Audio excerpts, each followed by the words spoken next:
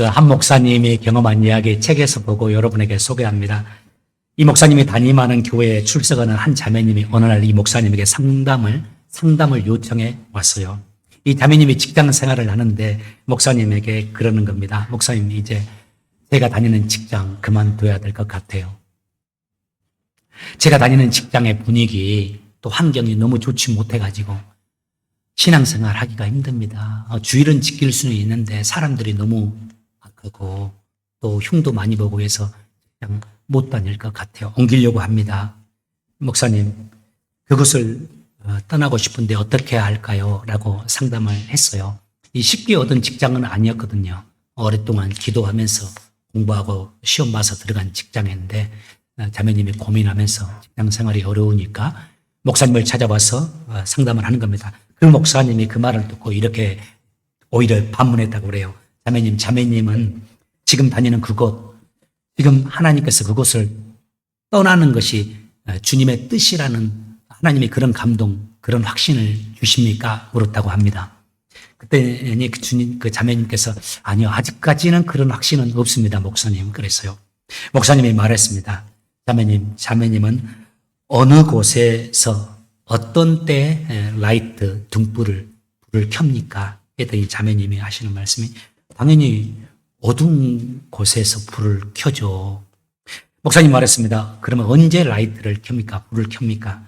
당연히 어두운 때죠. 어두운 곳에, 어두운 때 제가 불을 켭니다.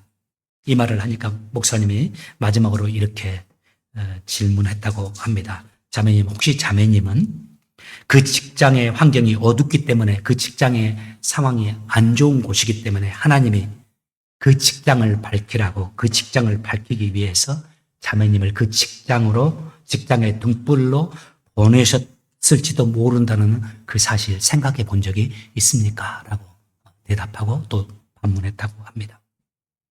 예수님을 믿는 우리들이 살아가는 세상에 대해서 우리가 살아가는 세상에 대해서 우리가 흔히 그리스도인들이 범하기 쉬운 두 가지 오류가 있습니다. 하나는 은둔주의입니다. 세상이 악하니까 세상과 멀리 하는 그런 사고방식이에요. 그래서 우리 불교 같은 경우는 자꾸 산속으로요. 오직 교회로만 모이고 세상은 돈 버는 장소로만 생각하는가. 직장생활도 혹은 때려치우거나 세상 사람과의 관계도 멀리하는 거 은둔주의입니다. 이거 멀리해야죠. 조심해야 합니다. 두 번째, 또 우리가 범하기 쉬운 세상에 대해서 범하기 쉬운 사항이 세속주의입니다. 은둔주의와 세속주의. 세속주의는 뭡니까? 세상에 살아가야 하는데 세상에 사는데 세상에 빠져버리는 거예요. 세상 문화를 따라 살아가고 세상 문화를 변화시키고 세상에 영향을 줘야 되는데 오히려 세상의 영향을 받아버리는 겁니다. 예수는 믿고 주님을 따르기는 따르는데 세상에 빠져서 세상 스타일로 세상 사상에 빠져 살아가는 겁니다.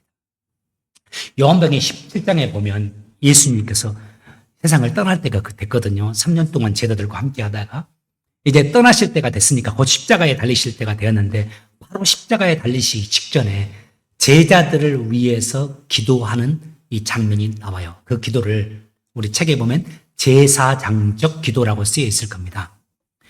이제 제자들을 떠나야 돼요. 그래서 제자들을 위해서 중보합니다. 그 중보의 내용이 간절해요. 한번 읽어보세요. 요한복음 17장에 나옵니다. 참 간절한데 간절한 기도를 몇 가지 들으시면서 주님께서 왜 하나님께 제자들을 위해서 이렇게 간절히 기도하는지 그 이유를 밝힙니다. 요한복음 17장 15절에 고맙습니다. 잘 띄워주셨어요. 같이 읽어보겠습니다. 시작. 내가 비옵는 것은 저희를 세상에서 데려가시기를 위함이 아니요 오직 악에 빠지지 않게 보존하시기를 위함인지라. 하나님 아버지께 기도하실 때 내가 하나님 아버지께 저 제자들을 위해서 비는데 제가 비는 이유는 저희들을 세상에 데려가 달라고 비는 것이 아닙니다.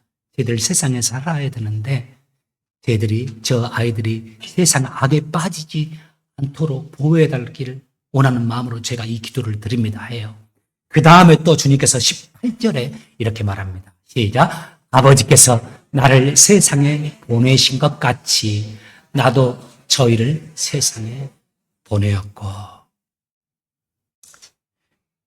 우리가 세상에 대해서 그리스도인들이 가져야 할 생각이 세상을 자꾸 피해야 할 대상으로 생각하는 거예요. 이제 그렇지 않습니다. 우리 말씀에 보듯이 세상은 주님이 우리를 보낸 곳입니다. 우리를 파송한 것이에요. 기독교 영성은 운동의 영성이 아닙니다.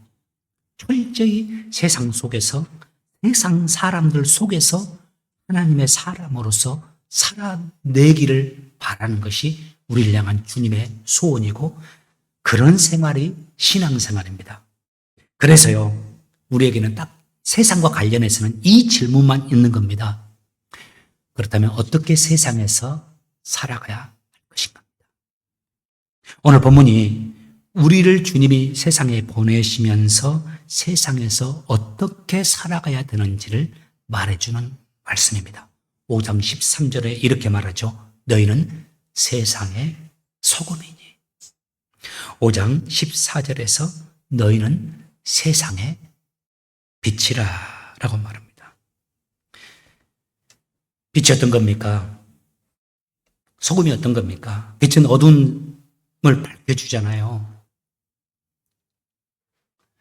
생명이 없는데 빛이 비치면 그 생명이 살아나잖아요. 세상이 어두운데 우리가 가면 그 어두움이 밝아지는 겁니다. 생기가 없고 생명이 없는데 우리가 가면 그곳이 살아나는 겁니다. 절대 반대로 되면 안 됩니다. 좋은데 내가 가면 그곳이 어두워져 버려. 내가 들어가면 그곳이 참 답답해져 버려. 소금은 뭡니까? 두 가지 기능합니다. 부패를 막아줍니다. 방부제 역할이에요. 세상에 썩어져 가는데 내가 가면 썩지 않게끔 만들어주라고.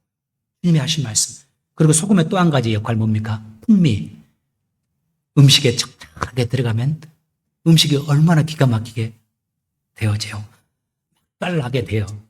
내가 가면은 그곳 답답한 곳인데 내 직장 내가 가면은 그곳이 재밌어져 버려요. 사람들이 답답했는데 내가 그 직장에 들어옴으로 인해서 나 때문에 행복해요. 그래서 나를 기다리는 겁니다. 주님께서 우리에게 말씀합니다. 너희는 세상의 소금이다. 너희는 세상의 빛이다. 아니 소금이 되라, 빛이 되라는 말씀은 아니에요.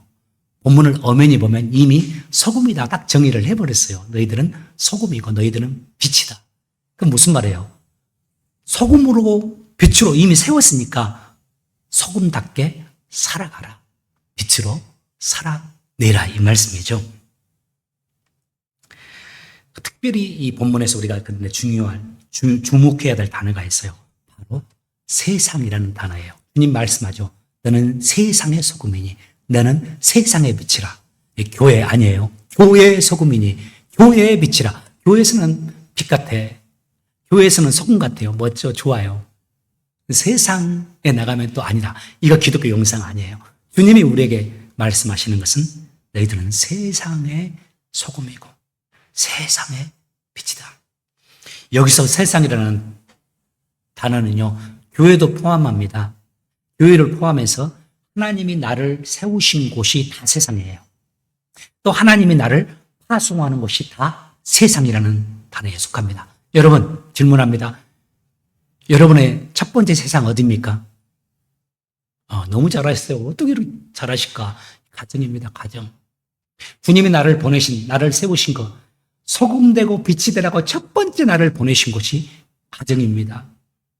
첫 번째 그 사람에게 빛이 되어주고 그 사람에게 소금이 되어주라는 사람이 나의 배우자고 나의 자녀들입니다. 그리고 나의 교회입니다. 그뿐만이 아닙니다. 내 직장입니다. 직장 가서 빛이 되고 소금이 되라고요. 내가 가면 우리 직장이 살아나. 나 때문에 우리 가정이 행복해. 나 때문에 내 남편이, 내 아내가 힘을 얻어요. 이렇게 빛과 소금이 되라고요. 저는 우리 주찬양 모든 성도들이 늘 이걸 기억했으면 좋겠어요. 주님은 우리에게, 우리 가정에 빛과 소금 되라고 말씀하세요. 우리 직장에 빛과 소금으로 우리를 파송했다고 말합니다. 저 믿지 않은 저 세상에 나가서 우리가 빛이 되고 소금 되며 살라고 말합니다. 근데 여러분, 포인트가 이겁니다. 쉽지 않잖아요. 어쩌면 세상은 살아내기조차도 힘든 곳입니다. 세상에서 상처받고 힘들고 경쟁해야 되고 또 때로는 무너지고 나 살아내기도 힘든 곳이잖아요. 소금과 배추로 살기가 힘듭니다. 왜냐? 소금의 역할을 내면 소금처럼 내가 녹아야 되니까요. 깨져야 되니까요. 과거에 지금은 전기로 이렇게 불빛이 나옵니다만 예수님 당시에는 불 켜는 것 두 가지밖에 없었습니다. 뭡니까? 나무 떼서 불 켜는 겁니다. 하나는 기름, 그때도 기름은 있었거든요. 기름 태워서 빛을 내는 겁니다. 세상에 빛이 되기 위해서는 또 뭐입니까? 내가 태워져야 되니까요. 그럼 가정, 행복한 가정 찾아가 보십시오. 100% 이렇습니다. 남편은 아내에게, 아내는 남편에게 만족하고 서로 감사합니다. 불행한 가정은 둘 중에 하나는 별로입니다. 나는 잘하는데 저 사람은 아니야 그럽니다. 진짜 불행한 가정은 딱 보십시오. 둘 다 서로 보고 한숨을 쉬고 있어요. 여러분, 저와 제 아내는 어떻습니까? 네, 답을 안 해주시길 다행입니다. 서로 나를 태워야만이 그 속에서 빛이 바라고 행복이 있어요. 그래, 모두가 다 태워지는 것은 아닙니다. 그러니까 힘들 수도 있는데요. 주님이 우리에게 하신 말씀이 세상에 가서 네가 소금처럼 녹아나야 하고 네가 기름처럼 태워져야 한다. 이 말씀을 하는 거죠. 쉽지가 않죠. 빛으로 살아가야 되는데, 소금처럼 살아가야 되는데, 이 말씀은 또 아멘 하고 싶고 그렇게 살고 싶은데 이게 쉽지가 않아요. 내가 세상에 소금이 되고 빛이 되기 위해서는 인내해야 되죠. 상대를 배려해야 되죠. 사랑해야 되죠. 때로는 또 뭡니까? 손해도 봐야 합니다. 또 희생도 해야 합니다. 나의 마음을 아프게 하는 사람에 대해서도 또 참아야 합니다. 이렇게 살아가면서 소금의 역할, 빛의 역할을 주님이 하라고 말씀합니다. 주님이 이 말씀과 더불어서 우리가 그렇게 세상에서 소금과 빛의 역할을 하면서 살아가면 주님이 이런 역사가 일어날 거라고 그 결과를 오늘 본문에서 말해줘요. 16절입니다. 16절 같이 한번 마음에 새기면서 읽겠습니다. 시작. 이같이 너희 빛이 사람 앞에 비치게 하여 그들로 너희 착한 행실을 보고, 그 다음이 중요합니다. 우리가 빛과 소금으로 살면 이런 결과가 일어납니다. 시작. 하늘에 계신 너희 아버지께 영광을 돌리게. 우리가 빛과 소금으로 세상에 살면 우리의 착한 행실을 보고서 사람들이 하나님 아버지께 영광을 돌리게 된다는 겁니다. 우리를 보고서 사람들이 하나님을 인정하게 돼요. 그리고 하나님을 생각해 보게 됩니다. 그리고 하나님을 찬양하고, 또 어떤 이들은 우리를 보고서 하나님께로 나오는 역사가 있는 겁니다. 목회를 하면서도 제가 가장 어렵기도 하고 신경 쓰기도 하고 많이 기도하는 거 뭘까요? 우리 가족들이 주님 앞에 나아가는 겁니다. 의외로 여러분들 많이 보았죠. 목회자 혹시 주변에 형제들 가운데 목회자 자녀들이 있습니까? 목회자 자녀들은 둘 중에 하나입니다. 진짜 예수를 잘 믿든지 아니면 삐딱해지든지 이래요. 교회 안에서 살아가면서 쉽지가 않거든요. 그렇기 때문에 하나님 앞에 제가 바라는 게 있습니다. 하나님, 내가 하나님 앞에 아름답게 섬으로 인해서 우리 자녀들이, 우리 가정이 주님을 경외하는 사람들로 세워질 수 있도록 도와주세요. 저를 보고서 우리 아이들이 하나님을 경외하고 하나님께 영광을 돌리는 자녀들이 되게 해주세요. 저만의 소원이 아닙니다. 여기 있는 여러분의 모든 소원이기도 하고 주님이 여러분과 우리에게 주신 말씀이기도 하죠. 지금으로부터 약 11년, 12년 전 같아요. 제가 13년 전에 저희 교회 13년 6월 둘째 주간에 저희 교회 갔거든요. 2012년 6월 둘째 주간에 우리 교회 금요일 날 저녁에 설교가 왔어요. 새벽 예배였구나. 토요 새벽 예배. 그렇게 부임하고 난 다음에 한 1, 2년 정도 지난 해였습니다. 그때 어떤 여성분이 저희 교회에 스스로 등록하신 적이 있습니다. 다른 분이 전도를 한 게 아니에요. 한 중년의 여성인데 그분이 스스로 저희 교회에 나와 등록을 했어요. 얼마 지나지 않아서 한 2달 다녔나 달라스로 이사를 가셨는데 아직도 12년 지났는데도 그분이 이 뇌리에 선명하게 남아있어요. 그분이 스스로 교회를 나왔다가 우리 교회에서 또 예수님 이렇게 더 만나게 되고 또 떠나시기 전에는 한 2달 정도만 저희 교회 다녔었는데 신문을 보다가 설교에 도움이 되겠다, 예화로 좋다 하는 부분들은 오래가지고 제게 이렇게 목사님 설교 도움 될까 해서 제가 가져왔어요 하면서 아주 좀 정은 없는 것 같은데 또 던지면서 행동은 정이 있고 그래요. 목사님 이거 설교에 활용하세요 하면서 이 스크랩 가위로 딱 잘라가지고 그 신문을 제게 전달해 준 적이 있어요. 제가 편지 받은 것, 엽서 받은 것 가운데 아주 소중하고 특별한 의미 있는 편지나 엽서는 제가 보관한다고 했잖아요. 지금도 저희 집에 보관되어 있습니다. 그분이 그런데 첫 주 저희 교회 오셔서 예배 드리고 첫 주 오면 저와 함께 앉아서 식탁에 교제를 나누잖아요. 제 앞에. 그때 저와 식사를 하면서 불쑥 이런 말씀 하는 거예요. 되게 질문한 겁니다. 목사님, 제가 우리 이 교회에 어떻게 온 줄 아십니까? 그래요. 제가 물었으면 물었지 오신 분이 그런 말씀 하신 분은 처음 봤어요. 지금까지도. 그 말씀 하시면서 손가락으로 어떤 한 성도님을 포인팅하면서 목사님 제가 저 사람 때문에 이 교회에 왔습니다. 그러는 겁니다. 그러면서 하신 말씀이 목사님 제가 부끄럽지만 장로 딸입니다. 자기가 장로 딸이래요. 저는 어렸을 때부터 우리 집에서 목사님들이 부목사님들 목사님들이 와서 주무시고 가고 주무시고 가고 저희 집은 언제나 이렇게 게스트룸이 있는 집이었어요. 그렇게 신앙 안에서 제가 자랐는데 나이가 먹어서 이렇게 살다 보니까 몇 가지 이유 때문에 교회를 떠나고 신앙생활을 안 하게 되었습니다. 그런데 어느 날 제가 이 프레덱스버그 땅에 살면서 저 사람을 알게 되었거든요. 그런데 저 사람이 내게 보여준 친절, 배려, 사랑, 저분이 얼마나 참 멋진지 제가 감동을 받았어요. 그런데 보니까 저 사람이 크리스찬이라고 주일 아침에 교회 간다는 소식을 듣게 되었는데 그래서 제가 그 말 듣고 저도 저분이 다니는 교회에 다니고 싶다. 저 사람과 같이 시간 보내고 싶다. 또 오랫동안 떠나있던 교회 생활 나도 하고 싶다. 이 마음이 들어서 교회 주소 그분에게 물어보고 제가 교회에 오게 됐습니다. 그 포인팅 당한 당사자에게 제가 물어보았어요. 좀 더 했습니까? 어떻게 해서 저분이 왔습니까? 했으니 몰라요 목사님. 저는 모르는데 전도도 안 했는데 갑자기 어제 오후에 전화가 가지고 주소 좀 알려달라고 교회에. 그래서 제가 알려드렸더니 교회 오늘 아침에 왔어요. 예상치도 못했는데. 제가 한 것은 아무것도 없어요 목사님. 그 이야기를 하시더라고요. 이 작은 친절, 작은 사랑, 배려 그것을 통해서 그분이 예수님 앞으로 나오게 된 거죠.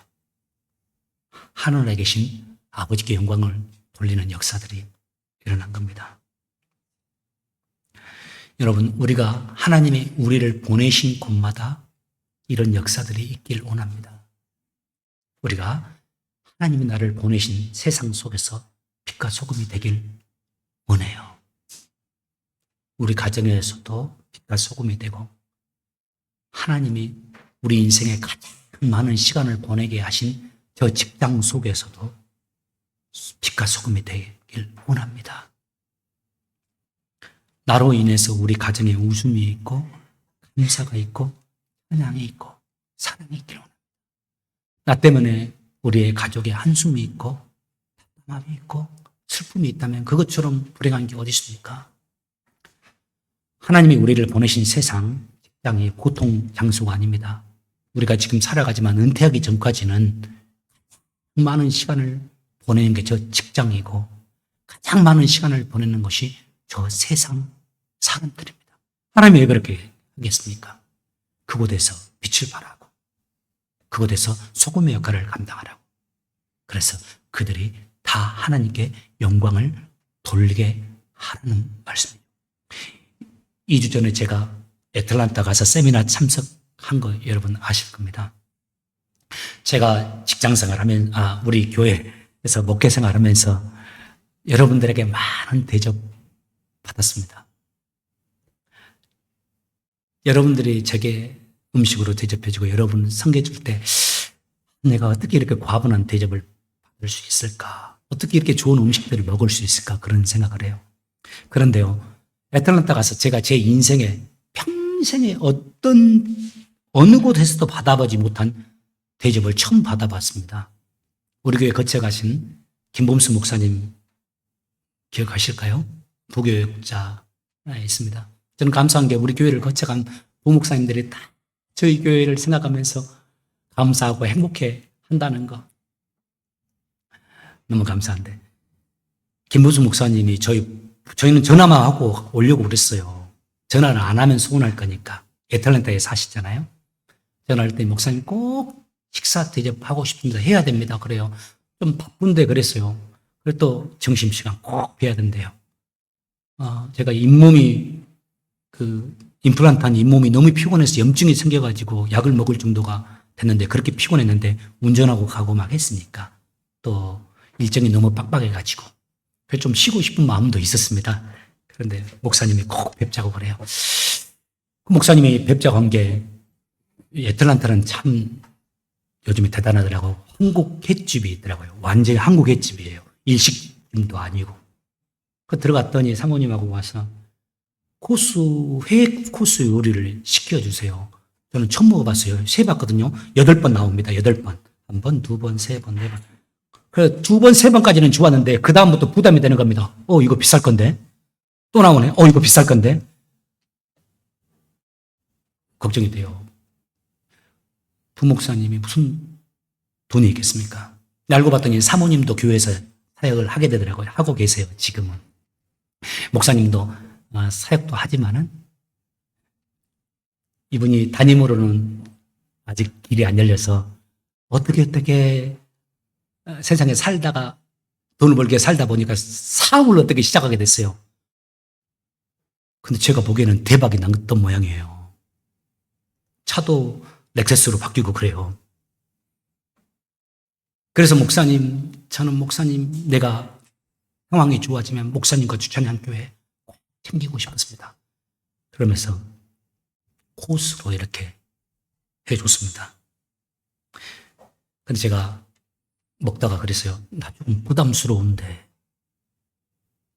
내가 담임이고 내가 사례도 많이 받아서 여러분 사줘야 되는데 목사님 너희가 이렇게 사주니까 내가 마음이 안 편합니다 했더니, 목사님 그런 말씀 안 하면 저희 좀 봅니다. 지금은 괜찮습니다. 경제적인 여건. 그리고 평생에 저희 남편이나 저도 사모님이 하시는 말씀이, 교육자로서 부교육자로서 여기저기 돌아다녔는데 나는 주찬양 교회에 잊을 수가 없습니다. 목사님이 보여주신 친절, 또 마지막에 사임할 때 온 교인들이 함께 한 집에 모여서 축복해 주고 위로해 주었던 이렇게 해야 되는 거구나.